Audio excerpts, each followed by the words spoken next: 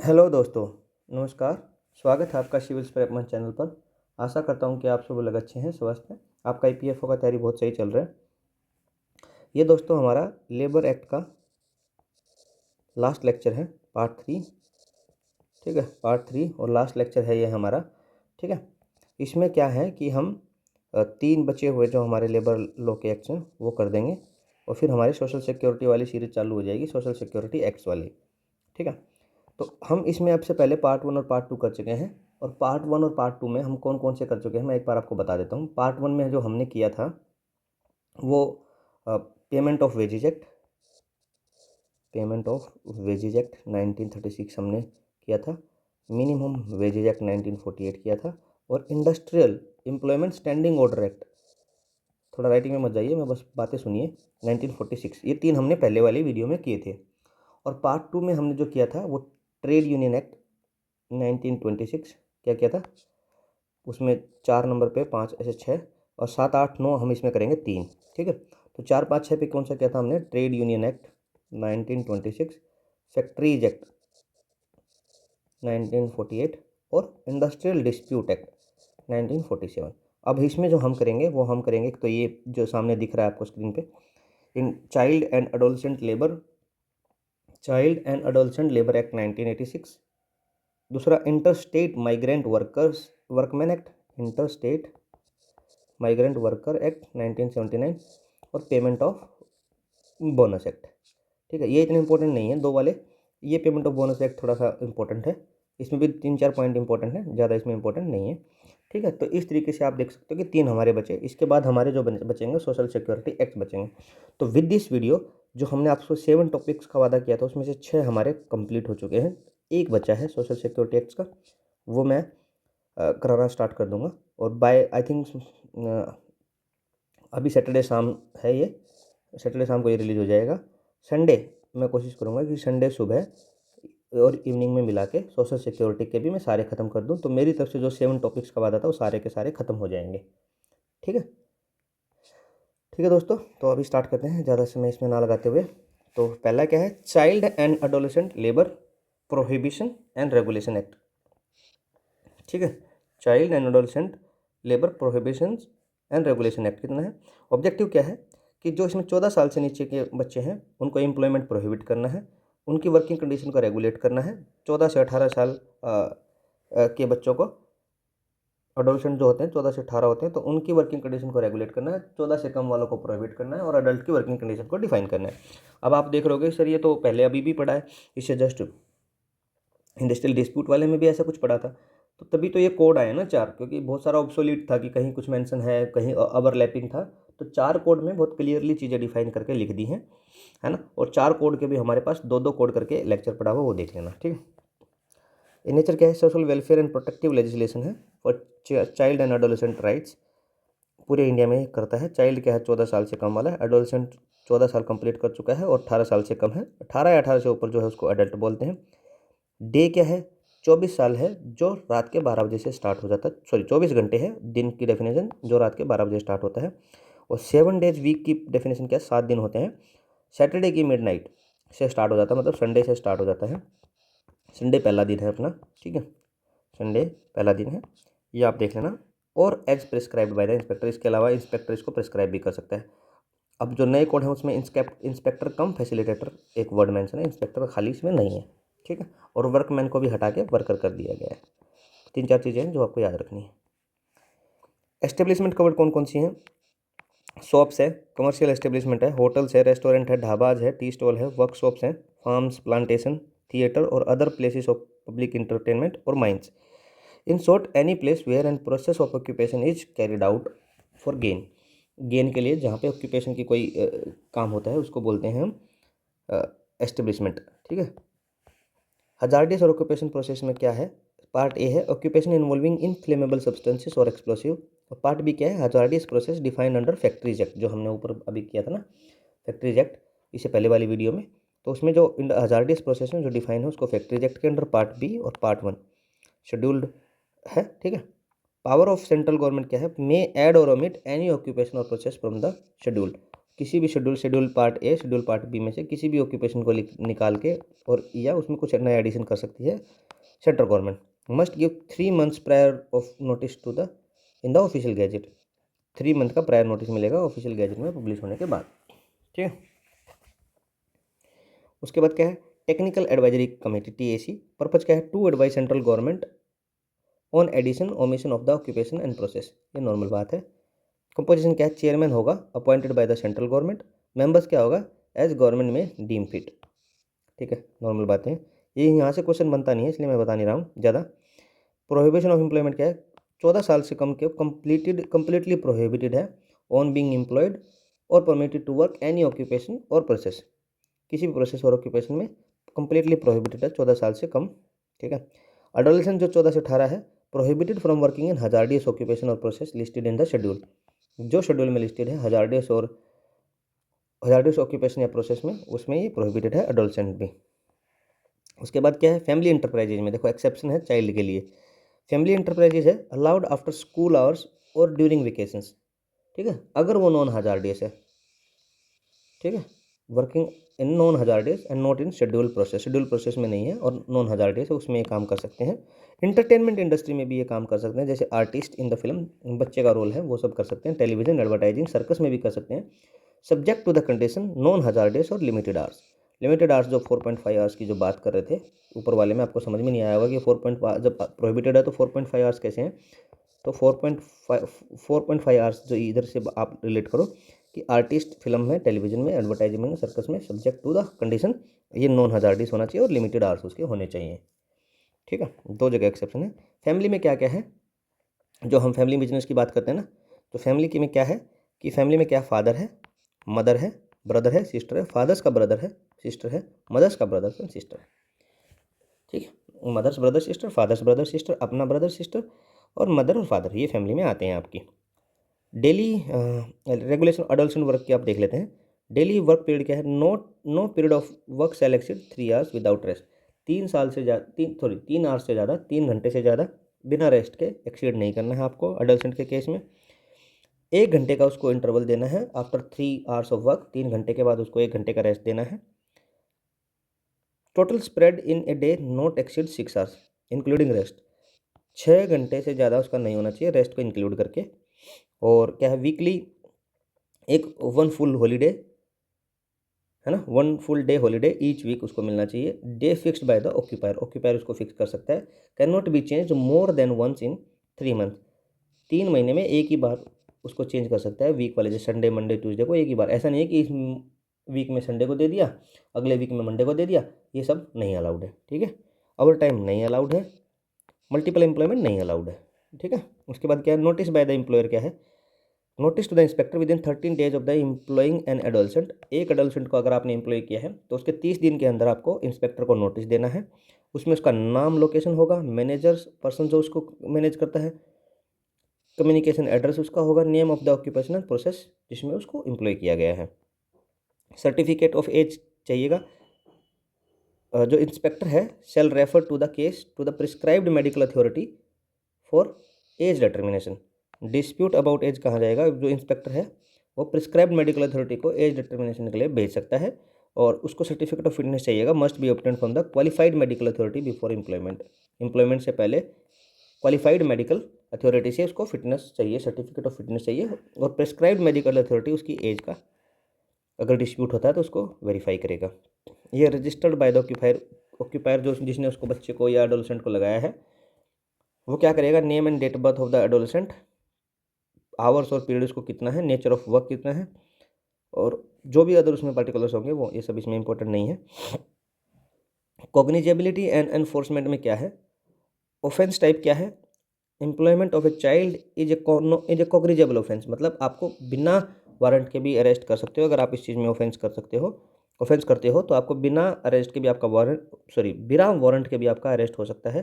ठीक है, district magistrate क्या है, designated as the nodal officer to ensure enforcement of the provision of this act in each district. फिर क्या है, child and adolescent labour rehabilitation fund भी बनाया गया है। कॉन्स्टिट्यूशन क्या है, अप्रोप्रिएट गवर्नमेंट ने इसको बनाया है इन ईच डिस्ट्रिक्ट्स और ग्रुप ऑफ डिस्ट्रिक्ट्स में। ठीक है। सोर्स ऑफ फंड क्या है, ऑल फाइन्स रियलाइज्ड, जो एम्प्लॉयर से आपको मिलेंगे, ऑक्यूपायर से आपको मिलेंगे, जो जिसने इन चीज़ों का वायलेशन किया है वो इस फंड में जाएगा। ठीक है, इतना इंपॉर्टेंट है नहीं दोस्तों, बस इसको स्किप कर सकते हो। अप्रोप्रिएट कोर्ट सेल क्रेडिट 15,000 रुपये for each child and adolescent rescued के लिए 15,000 जो आपको मिलेगा, जो आपने एक बच्चे और उसको अडल्सेंट्स को बचाया है, वो भी इस फंड में आएगा। ये इतना इंपॉर्टेंट नहीं है, छोड़ सकते हो। ठीक है, उसके बाद क्या है, अथॉरिटीज़ एंड रिस्पॉन्सिबिलिटीज़ में क्या है, central government framing rules amending schedules, ये सेंट्रल गवर्नमेंट की है। स्टेट गवर्नमेंट क्या करेगा, इंप्लीमेंट करेगा और एनफोर्समेंट ऑफ दिस एक्ट करेगा इंस्पेक्टर और डीएम से। डिस्ट्रिक्ट मजिस्ट्रेट क्या करेगा, ओवरऑल इंप्लीमेंटेशन देखेगा ईच डिस्ट्रिक्ट में। ठीक है, इंस्पेक्टर क्या करेगा, सुपरविजन और इंस्पेक्शंस और वेरिफिकेशन ऑफ द कंप्लायंस देखेगा। ठीक है, ये नॉर्मल बात है। ठीक है, और इसमें क्या है, क्विक रिकैप में देख लेते हैं। चाइल्ड बिलो नॉट वर्क, ये सब नॉर्मल है। Allowed in non hazardous work only, entertainment industry में बच्चे को कर सकते हैं लेकिन वही टाइम का, और नॉन हजार्डियस आपको मेंटेन करके चलना पड़ेगा। सेंट्रल गवर्नमेंट क्या कर सकती है, कैन ऐड और omit items from 3 month notice में, आप शेड्यूल में ऐड और ओमिट कर सकते हो। ओनली आफ्टर स्कूल बच्चे को आप लगा सकते हो, और वेकेशंस एंड नॉन हजार्डियस में लगा सकते हो। 3 आवर्स का उसका वर्क होना चाहिए एडोलेसेंट का एक टाइम पे, 1 घंटे का उसको रेस्ट मिलेगा, और मैक्सिमम 6 घंटे से कम और उससे 6 या 6 घंटे से कम रखने हैं आपको।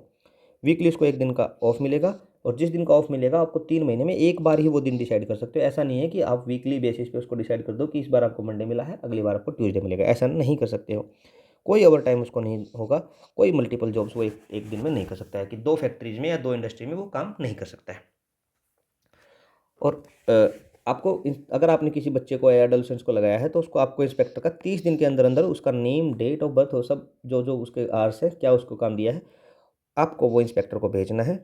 ये सब लिखा हुआ है इसमें।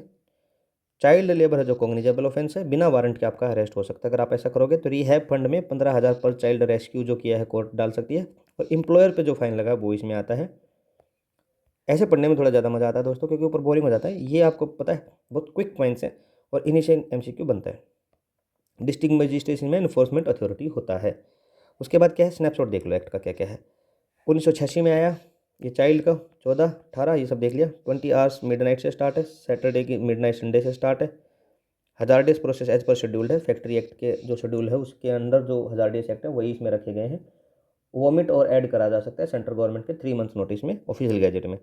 3 आवर काम कर सकता है, 1 घंटे का रेस्ट, 6 घंटे टोटल हो सकता है, वीकली ऑफ उसको देना है। ये सब नॉर्मल बातें हैं। एडवाइजरी कमेटी है, टेक्निकल कमेटी है, चेयरमैन और मेंबर बाय द सेंटर इसमें अपॉइंट होते हैं। ये सब हम देख चुके हैं, इसमें ज़्यादा कुछ है नहीं। ठीक है, और तो इसमें कुछ है नहीं दोस्तों ज़्यादा। ठीक है, नेक्स्ट चलते हैं। उसके बाद क्या है, inter state migrant workman regulation of employment and condition of service act 1979। ठीक है, ये कब आया था, 1979 में आया था। तब क्या हुआ था कि ओडिया के कुछ वर्कर्स थे, ओडिया के कुछ वर्कमैन थे, लेबरर थे, जिनका आंध्रा में एक्सप्लोइटेशन हो गया था। आंध्र प्रदेश में उनका ज़्यादा एक्सप्लोइटेशन हो गया था, तो उसके बाद ये इंटर स्टेट माइग्रेंट वर्कर का कंसेप्ट लेके आना पड़ा था। Inter state migrant workman regulation of employment and condition of service act लेके आए 1979 में। इसमें क्या है, to regulate employment of inter state. देखो इंटर स्टेट में आप समझ ही गए होगे, अपने आप में सब वर्ड ही इसके बारे में बताता है कि एक स्टेट का बंदा दूसरे स्टेट में काम करने जाता है तो उसको कैसे रेगुलेशन होगा। To regulate the employment of the inter state migrant workman and ensure fair wages and proper working condition and welfare facilities for them. ठीक है, उसके बाद क्या है, नेचर क्या है, protective labour welfare legislation to prevent exploitation of the migrant worker, whole of India में applicable है। इसी में ज़्यादा इंपॉर्टेंट है नहीं दोस्तों, फिर भी मैं करवा रहा हूँ, क्योंकि क्या है ना, थोड़ा ये कई बार पूछा जा चुका है, किसी में कभी एक क्वेश्चन पूछ लिया ऐसे करके। एस्टेब्लिशमेंट कौन से कवर्ड है, जिसमें 5 या 5 से ज़्यादा इंटरस्टेट माइग्रेंट वर्कर काम कर रहे हैं। ठीक है, और पिछले 12 महीनों में ये काम किए हैं। ठीक है, कॉन्ट्रैक्टर कवर्ड क्या है, एवरी कॉन्ट्रैक्टर एम्प्लॉइंग 5 या 5 से ज़्यादा इंटरस्टेट माइग्रेंट वर्कमैन को, वो भी इसमें कवर्ड है। ठीक है, ए पर्सन रिक्रूटेड और through a contractor in one state for employment in an establishment in another state. ठीक है, एक में आपको कॉन्ट्रैक्ट किया है और दूसरे में आपको एम्प्लॉय कर दिया है, तब भी आप पे ये एप्लीकेबल है।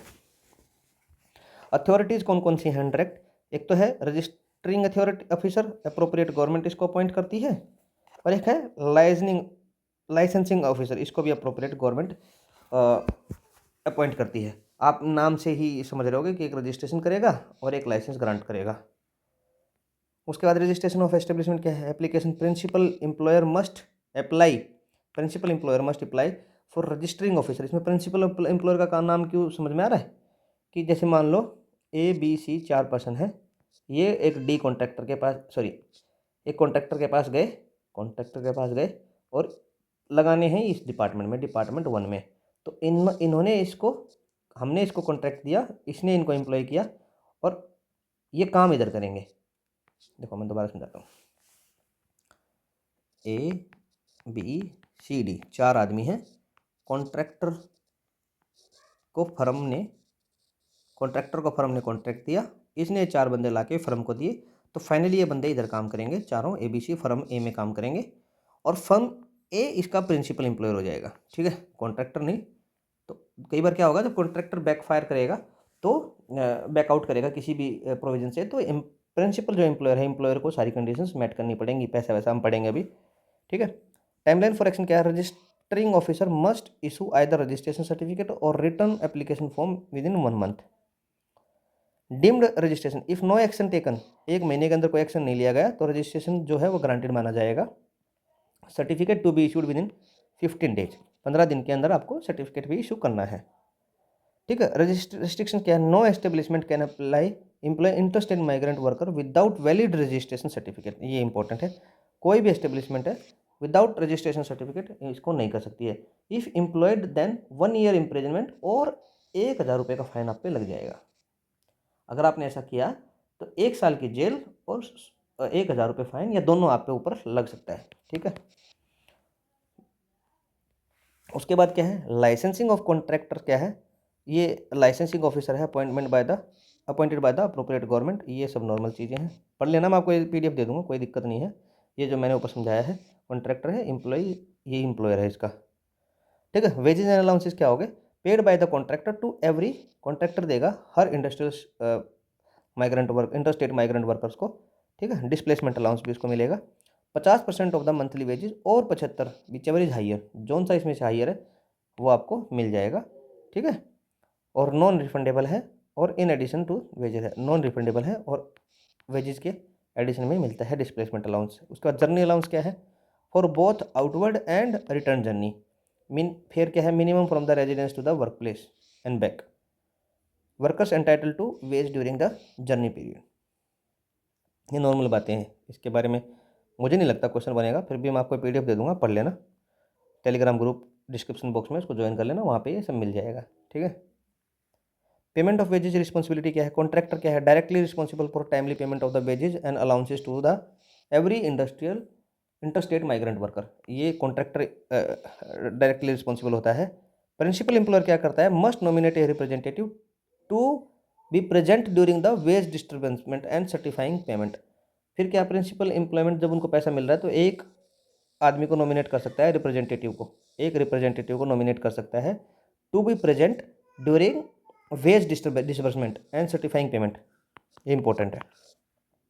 In case of default, default अगर कॉन्ट्रैक्टर फेल्स टू पे है तो प्रिंसिपल एम्प्लॉयर को फुल पेमेंट देनी पड़ेगी वर्कर को, और ये क्या कर सकता है? बाद में रिकवर कर सकता है कॉन्ट्रैक्टर से। ठीक है, ये पूरा प्रिंसिपल एम्प्लॉयर का पूरा निगरानी है कॉन्ट्रैक्टर पे। ठीक है, उसके बाद क्या है? Register and record to be maintained. Every principal employer, जो प्रिंसिपल एम्प्लॉयर है, फॉर एग्जांपल इसमें मान लो केस में फर्म A था, उसको नेम और पार्टिकुलर रखने पड़ेंगे इंटरस्टेट माइग्रेंट वर्कर के, nature, type of job, rate of wages and wage payment in cash, ये सब उसको मेंटेन करके रखना पड़ेगा। और इंस्पेक्शन के लिए रजिस्टर जो ये बनाएगा प्रिंसिपल एम्प्लॉयर, उसको ये अवेलेबल रहना चाहिए जब भी कोई इंस्पेक्शन के लिए आता है, all time during the working hours. Welfare and facilities as per rule क्या है? अकोमोडेशन मिलेगा, मेडिकल फैसिलिटी, ये सब नॉर्मल है। Equal pay, interstate migrant worker entitle to the same wages as local workman for the similar work. Local जो workman को मिल रहा है, मान लो वहाँ 400 रुपये मिल रहे हैं बिहार में, सॉरी फॉर एग्जांपल बिहार का एक बंदा गया महाराष्ट्र में, उसको महाराष्ट्र वाले बंदे को मिल रहे हैं 400 रुपये पर डे, तो बिहार वाले बंदे को भी 400 रुपये पर डे मिलेंगे अगर वो महाराष्ट्र में जाके काम करता है तो। ठीक है, ये प्रोटेक्टिव क्लॉथिंग वगैरह ये सब देख लेना, नॉर्मल है।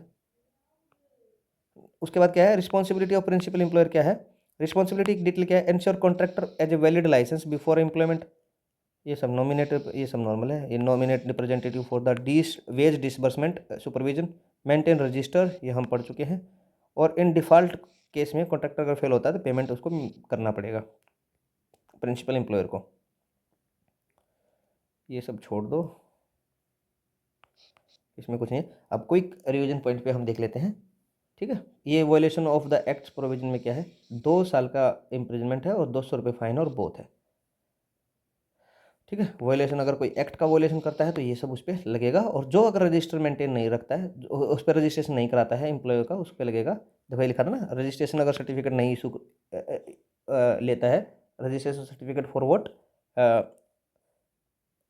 हाँ देखो, रजिस्ट्रेशन सर्टिफिकेट के बिना अगर आपने इंटरेस्टेड माइग्रेंट वर्कर को एम्प्लॉयड किया है तो आपके 1000 रुपये फाइन और 1 साल की जेल और दोनों लग सकता है। लेकिन अगर आपने एक्ट का ही वायलेशन किया है तो उस केस में 2 साल की सज़ा, 2000 रुपये डबल हो गया और दोनों भी लग सकते हैं। क्विक रिकैप में देख लेते हैं, ये 5 से ज़्यादा अगर इंटरेस्टेड माइग्रेंट वर्कर हैं तो उस पर एप्लीकेबल है। वो आपको रजिस्ट्रेशन सर्टिफिकेट रजिस्ट्रेशन ऑफिसर में जाना पड़ेगा, एक लाइसेंसिंग ऑफिसर होता है, एक रजिस्टरिंग ऑफिसर होता है, दोनों अप्रोप्रिएट गवर्नमेंट अपॉइंट करती है। ये सब आपको इधर लिखा हुआ है। अगर एक रिप्लाई नहीं आता 1 महीने में तो उसको डीम्ड अप्रूवल माना जाएगा, auto approval with in 15 days. Licensing mandatory for the contractors, ये 50% वेजेज का उसको डिस्प्लेसमेंट अलाउंस मिलेगा, या 75, जो सा भी ज़्यादा है, whichever is higher. To and fro journey allowance भी मिलेगा। कॉन्ट्रैक्ट अगर फेल्स होता है तो प्रिंसिपल एम्प्लॉयर को लायबल है पेमेंट के लिए, और ये हमने ऊपर पढ़ा है प्रिंसिपल एम्प्लॉयर जो है उसकी क्या क्या रिस्पॉन्सिबिलिटी है। अगर फेल होता है तो पैसा देना है, रजिस्टर मेंटेन करके रखना है, और तीसरा एक अपॉइंट करना है पर्सन जो कि जब पेमेंट डिसबर्समेंट हो रहा है उनको कॉन्ट्रैक्टर का ध्यान रखे, ठीक है। ये सब हो गया। ये 1979 में होल ऑफ इंडिया में लगता है, ये सब देख चुके हैं। रजिस्टरिंग ऑफिसर देख चुके हैं, लाइसेंस ऑफिसर देख चुके हैं, ये भी देख चुके हैं हम। टू एंड फ्रो का भी देख चुके हैं, जर्नी अलाउंस। और उसके बाद वेज पेमेंट लायबिलिटी भी देख चुके हैं। Registered maintain by both principal employer and contractor, दोनों इसको मेंटेन करेंगे। उसके बाद क्या, ये क्विक पॉइंट में भी सारे ऊपर कवर हो चुके होते हैं, ठीक है। हाँ, लेकिन अभी क्या है, इसको ऑक्यूपेशनल सेफ्टी जो हेल्थ है उस वाले कोड में, OSH कोड जिसको बोलते हैं, उसमें 10 या 10 से ज़्यादा वर्कर पे एप्लीकेबल कर दिया है, और 3 लाख तक का और इम्प्रिजनमेंट इसमें फ़ाइन भी बढ़ा दिया है अगर इसको आप वायलेट करते हो तो। वायलेशन के लिए 3 लाख तक का फ़ाइन और इम्प्रिजनमेंट भी इसमें ऐड कर दिया गया है OSH में, इंडस्ट्रियल OSH में। इसको ऑक्यूपेशनल सेफ्टी एंड हेल्थ वाले में कोड में 2020, इसमें 10 या 10 से ज़्यादा अगर वर्कर है तब ये लागू होगा, और बाकी सारे प्रोविजंस तो सेम हैं ही, ठीक है। और थोड़ा फाइन बढ़ा दिया है, ठीक है। नेक्स्ट है, और जो हमारा लास्ट है 9th है, इस पे चलते हैं। Payment of bonus act. Payment of bonus act 1965 है। ऑब्जेक्टिव क्या है, to provide for the payment of bonuses to the employees based on the profit और on the basis of the productivity in production. किसी firm को कोई productive या production में benefit हो रहा है, उसको एम्प्लॉयज़ को शेयर करना है, तो उसको बोलते हैं payment of bonuses to the employees. ये सारे इंडिया पे एप्लीकेबल है। और उसमें क्या है, लेबर नेचर क्या है, लेबर वेलफेयर लेजिस्लेशन है। Ensuring profit sharing between employers and employ, normal बात है, एम्प्लॉयर और एम्प्लॉय में बेनिफिट शेयरिंग करना है, ठीक है। उसके बाद क्या है, factories to all factories covered automatically है, और 20 या 20 से ज़्यादा अगर एम्प्लॉय हैं एस्टेब्लिशमेंट में वो कवर्ड है। गवर्नमेंट इसको एक्सटेंड कर सकती है, अप्रोप्रिएट गवर्नमेंट में extend establishment fever workman with 8 months notice. 20 या 20 से ज़्यादा तो वर्कमैन होने ही चाहिए, लेकिन क्या करती है ना गवर्नमेंट, 8 मंथ के नोटिस पे इसको कम वर्कमैन वाली एस्टेब्लिशमेंट में भी एक्सटेंड कर सकती है, ठीक है। उसके बाद क्या है, वेज सीलिंग इसमें रखा है, लेस देन 21,000 रुपये आपकी पर मंथ होनी चाहिए। पहले कम हुआ करती थी, लेकिन अब आप इसको चेंज वाली याद रखना, 21,000 से पर मंथ अगर आपका वेज है तो आपके ये एप्लीकेबल है। मिनिमम सर्विस क्या है, must have worked at least 30 working days in last accounting year. आपने पिछले 1 साल में अकाउंटिंग ईयर में 30 दिन कम से कम काम किया हो, ठीक है। डिस्क्वालिफिकेशन क्या है, अगर आपने डिसमिसल ड्यू टू आपका फ्रॉड है और राइटियस बिहेवियर है, थेफ्ट है और सैबोटेज है, ठीक है। आपने राइटियस आपका बिहेवियर मतलब राइट मतलब दंगे फसाद वाले आदमी हो, फ्रॉड आप करते हो, चोरी वगैरह है, तो आपका डिस्क्वालिफिकेशन हो जाता है। वेजेज में है ये आप देख लेना। ये HRA ये सब इसमें नहीं आता है। HRA, over time, bonuses, commission ये सब नहीं आता है। Basic plus DA plus retaining allowances if any अगर इसमें वेजेज में आता है। ठीक है, तो इसमें एक अब आगे क्या है, जैसे अवेलेबल सरप्लस क्या होता है, कुछ कुछ डेफिनेशन है जिससे वो बोनसेस निकलेंगे, वो हम निकाल के भी देखेंगे। एक छोटा सा एग्जांपल अगर हमने लिया भी है इसमें, हाँ इधर लिया है, आगे देखेंगे। ठीक है, उसमें क्या है, अवेलेबल सरप्लस क्या है, gross profit minus deduction as per third schedule, ये है आपका अवेलेबल सरप्लस। फिर अलोकेबल सरप्लस क्या है, इस अवेलेबल सरप्लस का 67% और 60%। 67% क्या है अदर देन बैंकिंग कंपनीज में, और 60% क्या है फॉर बैंकिंग कंपनीज में। ठीक है, ये आप इसमें याद रखना, बैंकिंग कंपनीज है तो 60% बटेगा, और 67% है अदर देन बैंकिंग कंपनीज। ठीक है, ये मिलता भी है, देखो कई बार देखा होगा ना, बोनसेस सरकारी डिपार्टमेंट में मिलते हैं, फिर ONGC में मिलते हैं, बैंक के एम्प्लॉय को मिलते हैं। ठीक है, ये बहुत सारे चीज़ें मिलती हैं। उसके बाद डिडक्शन क्या है, थर्ड शेड्यूल में लिखा हुआ है, उसमें क्या है, depreciation as per income tax, और return on equity capital 8.5% paid up equity, ये छोड़ दो आप, है ना, इतना इसमें काम का नहीं है, ये छोड़ दो, इसको नहीं करेंगे। ठीक है, एप्लीकेबल एस्टेब्लिशमेंट कौन सी है, पब्लिक एंड प्राइवेट सेक्टर दोनों है। तो पब्लिक सेक्टर क्या है, government company as per companies act 1956 if sells goods and services in competition with the private sector and income जो है 20% से ज़्यादा है ग्रोस इनकम का। ठीक है, प्रॉफिट है जो वो 20% से ज़्यादा है ग्रोस इनकम का। ग्रोस इनकम जो आपकी हो रही है उसमें प्रॉफिट होगा शायद, प्रॉफिट अगर जो आपका है, ठीक है, और बाकी जो प्राइवेट कंपनियां हैं where 40% of the capital held by the government, RBI और गवर्नमेंट कंपनीज। ठीक है, गवर्नमेंट, RBI और गवर्नमेंट कंपनीज अगर 40% से ज़्यादा कैपिटल हेल्ड करती हैं तो उसको बोलते हैं प्राइवेट। ये दोनों पे एप्लीकेबल, अब आपको इतना याद रखना है, इसमें ज़्यादा इससे ज़्यादा घुसने की जरूरत है नहीं इसमें। ठीक है, और क्या है, मिनिमम मिलेगा 8.3% ऑफ द वेजेज और 100 विच एवर इज हाइयर। तो 8.3% वाला ही हाइयर होगा, बाकी पता नहीं क्यों मेंशन किया हुआ है ये 100 रुपये। अगर आप मिनिमम वेज भी देते हो तो 100 से तो कम कभी जाएगा ही नहीं ना 8.3%, समझ रहे हो। जैसे 8.3% अगर आप किसी चीज़ का निकालोगे, 1000 का ही निकाल लो आप, 1000 का छोड़ो आप, 15,000 अगर आपका निकालोगे, इसका 8% भी निकालोगे तब भी बहुत ज़्यादा हो रहा है ना, 1200 रुपये हो रहा है। तो 100 से तो हमेशा ही ज़्यादा रहेगा दोस्तों। पता नहीं है किस तरीके से लिखा हुआ है, पर ठीक है, जो एक्ट में लिखा है पेयर में वही हम पढ़ रहे हैं। ठीक है, उसके बाद क्या है, अगर 15 साल से कम है एज तो मिनिमम 60 रुपये आपको मिलेगा, और मैक्सिमम बोनस मिल सकता है आपको 20% ऑफ द वेज। ठीक है, 20% से ज़्यादा, 20% ऑफ वेजेज आपको मिलेगा मैक्सिमम, 8.3% आपको मिलेगा मिनिमम। ठीक है, वेज कैलकुलेशन लिमिट क्या है, if actual wage greater than 7,000 per month है तो higher minimum wage if applicable, bonus to be calculated on the 7,000 और minimum wage whichever is higher. अगर 7,000 से ज़्यादा है तो 7,000 की लिमिट पे ही कैलकुलेट किया जाएगा। ठीक है, ठीक है, if actual wage is greater than 7,000 per month है, और higher wage if applicable, then bonus to be calculated on 7,000 और minimum wage whichever is higher, higher जो सा है उस पर किया जाएगा। प्रोपोर्शनेट बोनस क्या है, if employee worked only part of the year bonus payable proportionately. इसका सिंपल सा मतलब है कि अगर आपका साल का बोनस 1,000 रुपये बन रहा था और आपने 6 महीने काम किया तो 500 रुपये मिल जाएगा। ये मतलब है सिंपल बात का, सिंपल ही समझिए। ठीक है, और बोनस क्या है, allocable surplus divide by total wage into 100। अब देखो, जैसे फॉर एग्जांपल एक केस लेते हैं, जैसे अवेलेबल सरप्लस था 10 लाख रुपए, टोटल वेज था आपका 50 लाख रुपए, तो एलोकेबल सरप्लस कितना आया आपका 60% ऑफ द, बैंकिंग वाले का केस ले रहे हैं, 60% ऑफ द अवेलेबल कितना आया 6 लाख रुपए। तो बोनस कितना हुआ 6 डिवाइड बाय 50 इंटू 100, तो 12% आपको मिल जाएगा। ये सिंपल कैलकुलेशन से आपको देखना है। ठीक है, ठीक है दोस्तों, ये इस तरीके से आप निकाल सकते हो, बोनस 12% आपको मिल जाएगा। ठीक है, डन। तो इसमें आपको ये देखना है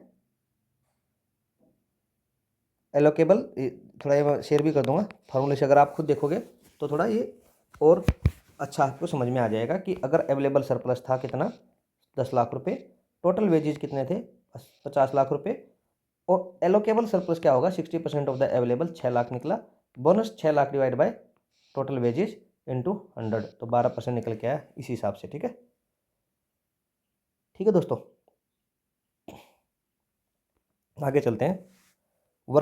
working day counted for the bonus eligibility, days of paid leave, holidays, ये सब नॉर्मल है। मैटरनिटी लीव भी काउंट होगा वेजेज में, मैटरनिटी लीव क्योंकि वो पेड लीव होती है तो वो सब आपको सर्विस में काउंट करना है। ठीक है, और पीरियड ऑफ टेम्पररी डिसेबलमेंट ये भी काउंट होगा। ठीक है, इफ़ एलोकेबल सरप्लस आपका ग्रेटर देन है मैक्सिमम, मान लो आपका ये निकल के आया सरप्लस और ये आपने बोनस निकाला, ये आ गया 22% निकल के, समझ रहे हो, तो उसमें क्या होगा, ये कैरी फॉरवर्ड हो जाएगा, एक्सेस कैरी फॉरवर्ड होगा नेक्स्ट 4 सक्सीडिंग अकाउंटिंग ईयर्स के लिए, ताकि जो अगले अगर आपका कम पड़ रहा है तो आपको ये मिलता रहेगा, अगले 4 साल में आपको ये पैसा मिल जाएगा। अगर वो कर्म कम है तो ये भी कैरी फॉरवर्ड होगा, अगर 8% से कम आ रहा है तो ये भी कैरी फॉरवर्ड होगा, तो आपको deficiency can be carried for the next 4 succeeding years, ये दोनों 4 सक्सीडिंग ईयर्स के लिए कैरी फॉरवर्ड होंगे दोनों चीज़ें।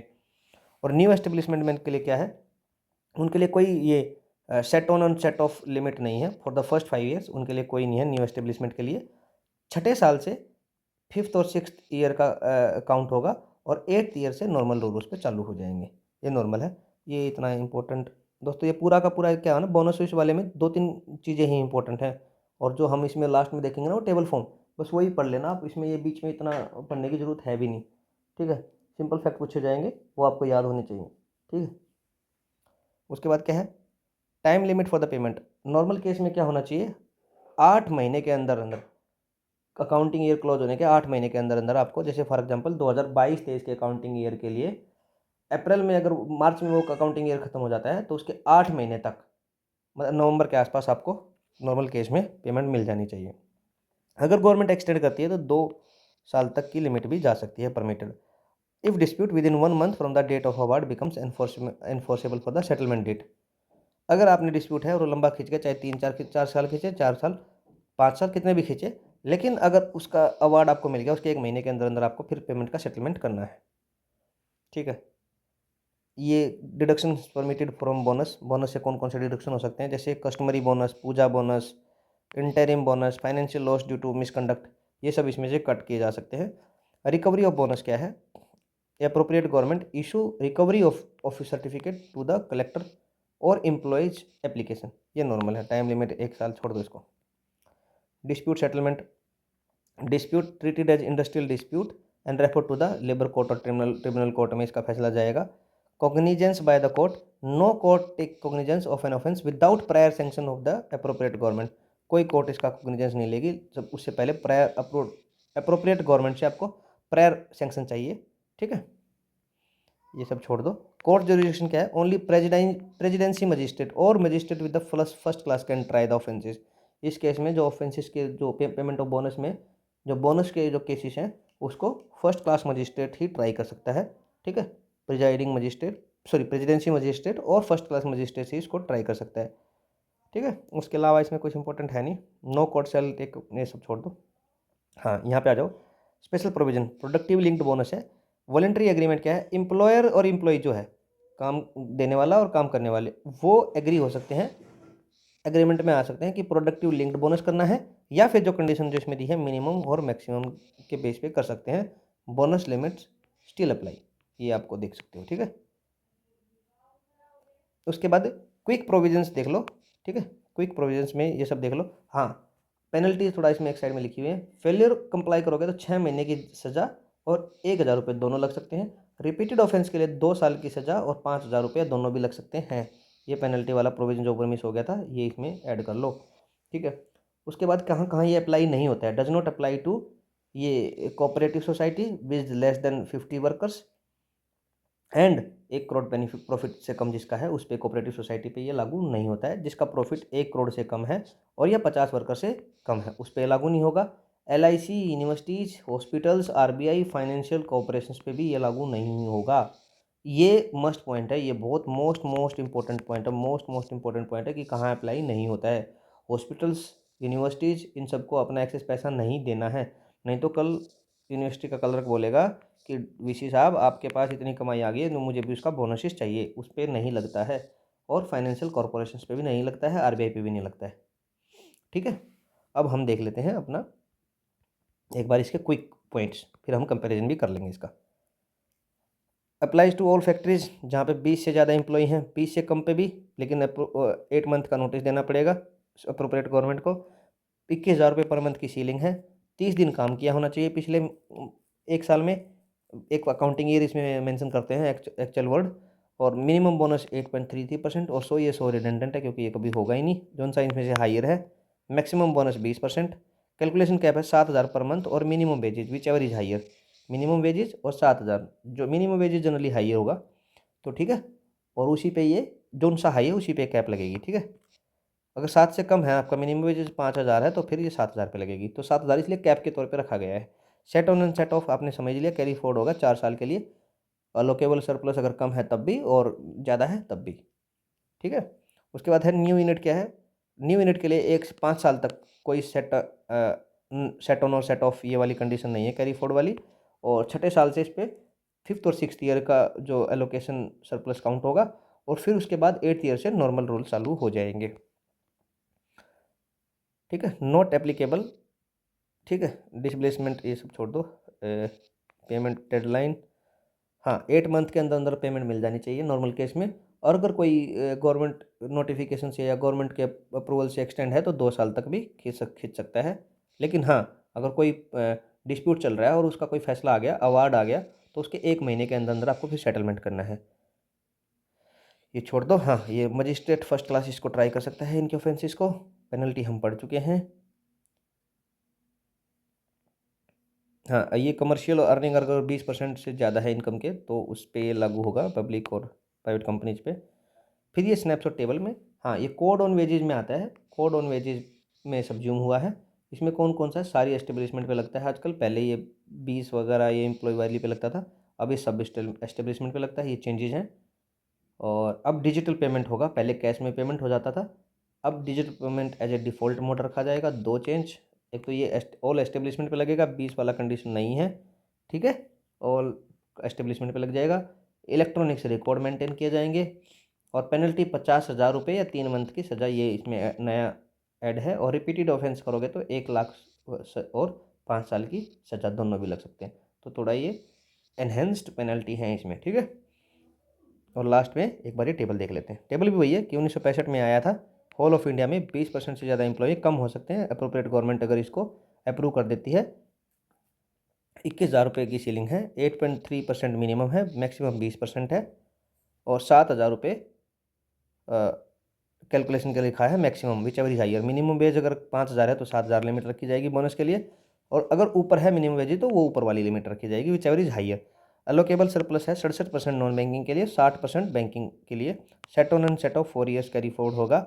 न्यू यूनिट के लिए पहले 5 साल तक कोई set on and set of limit नहीं रखी गई है। ये सब हमने देख लिया है।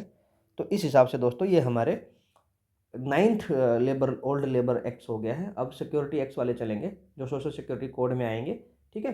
इस हिसाब से आज का ये इस वीडियो में हमारा सारे के सारे लेबर एक्ट्स ख़त्म होते हैं। अब हमारा एक सोशल सिक्योरिटी का टॉपिक बचा जो मैंने आपसे वादा किया था।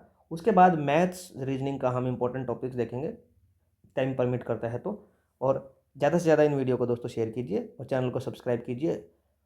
यही एक मोटिवेशन है जो काम करता है। धन्यवाद। मिलते हैं सोशल सिक्योरिटी एक्ट्स के लेक्चर के साथ।